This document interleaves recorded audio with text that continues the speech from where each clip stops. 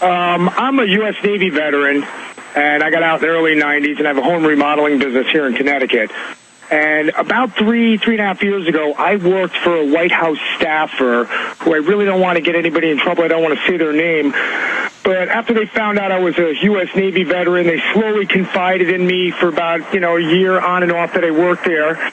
And they told me, I was informed that, yes, there is a plan for martial law in the United States.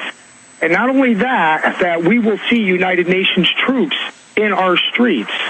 And this was right when Obama was running for, when he was... well, by the way, if new listeners just tuned in, I was first told this by generals and colonels we interviewed who are retired, who went to events, and these speeches were given, but now it's official. NLE09, FEMA put out a press release. You just type in NLE09, that 14 countries are prepared to enter the U.S. for civil emergencies, including Mexican and Canadian troops, and then they use, quote, U.S. troops in Canada for the Olympics. So, yes, sir, what they were confiding in you is public. See, that's what's crazy. This is all public. They're just counting on the general population not going and looking this up.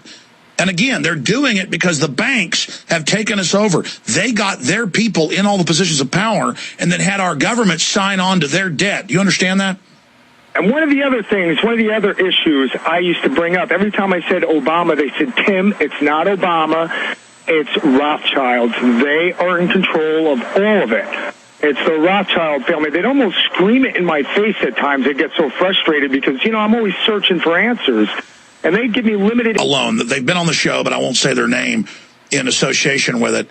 And they were told by a head of state in Europe, a major head of state, a woman, not hard to figure out who, that she's very sad about the fact that once the world government's in place, that they're going to release a bioweapon and kill most of us. But that's just what's going to happen.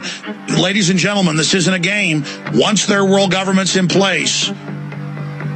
Once it's in place, all of you police, all of you people that have served the system, you are not going to believe what happens to you while you're there dying with your family. I'm out of time. Great job to the crew. I'm sorry to Dave and Justin and Danny. You call me back tomorrow, I'll get to you 11 a.m. Central. Now get out there and take on the tyrants and wake up.